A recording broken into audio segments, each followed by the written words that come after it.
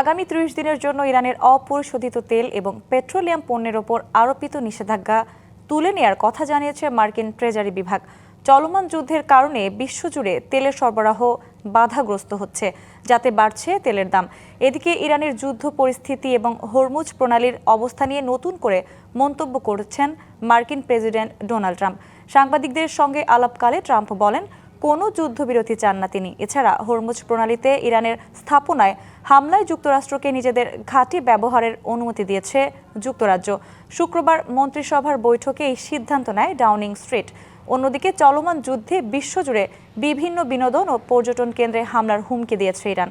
দেশটির শীর্ষ সামরিক মুখপাত্র জেনারেল আবুল ফজল শেকারচি সতর্ক করে বলেন, বিশ্বজুড়ে থাকা পার্ক, বিনোদন এলাকা ও পর্যটন গন্তব্যগুলো ইরানের শত্রুদের জন্য আর নিরাপদ থাকবে না।